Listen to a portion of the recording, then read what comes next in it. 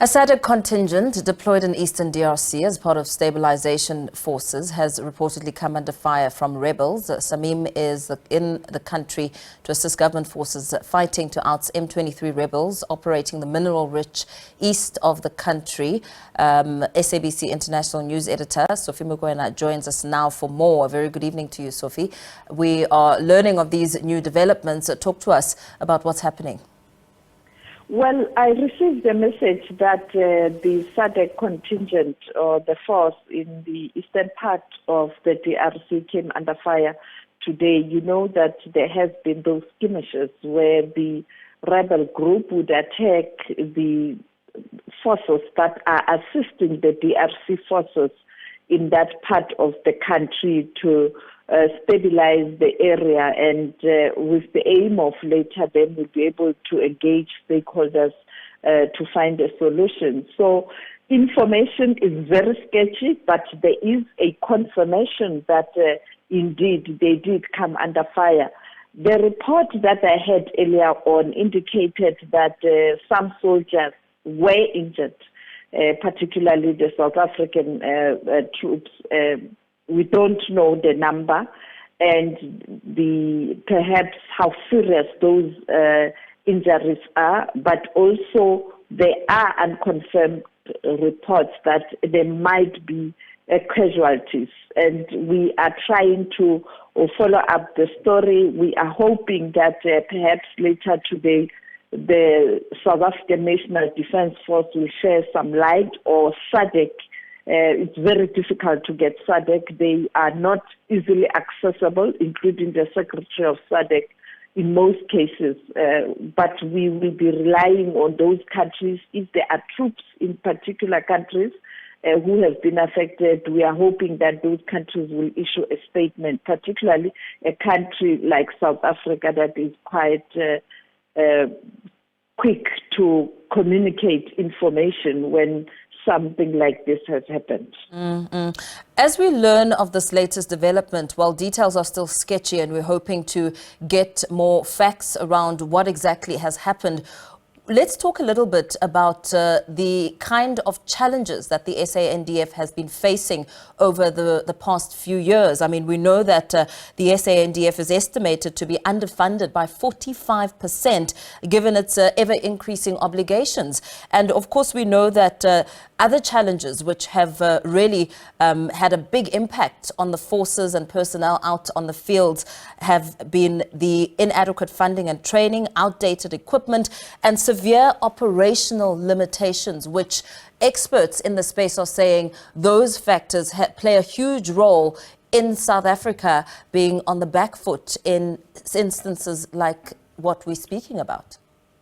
Like any force on the continent, the South African National Defence Force budget is not what it used to be, but also you know that because of the competing interest in terms of the national interest at home here, particularly when you look at issues such as service delivery, education, unemployment, you find a situation that they don't get as much as they would want, so that they can be able to procure more military wear and the latest capabilities.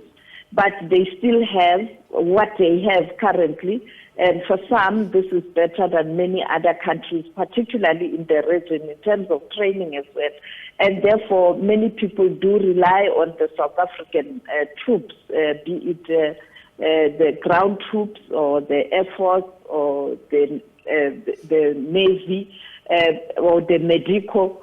But I think the reality is we've heard many times that something must be done to capacitate the South African National Defence Force in terms of these different departments, medical, Navy, Air Force, and the ground troops. And therefore, I think this is some of issues that the government will be grappling with, the coming government.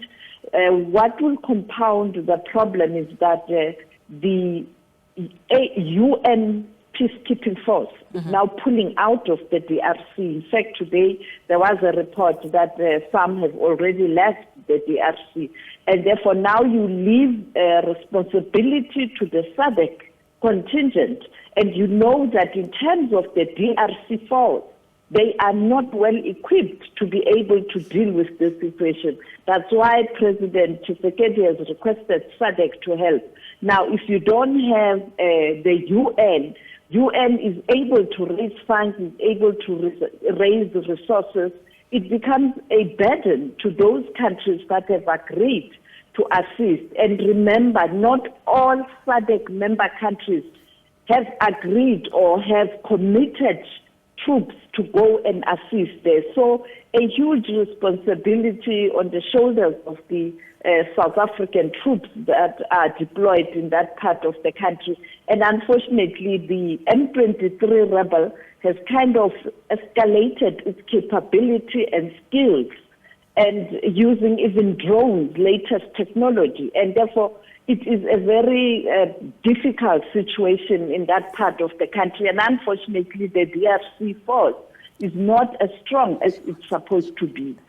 So what essentially we know has been sustaining the Defence Force is the peacekeeping missions. I mean, you speak about the importance of the kind of leadership that will be needed to anchor the Defence Force as we are waiting for President Cyril Ramaphosa to make his announcement on which candidate will be minister of whichever department.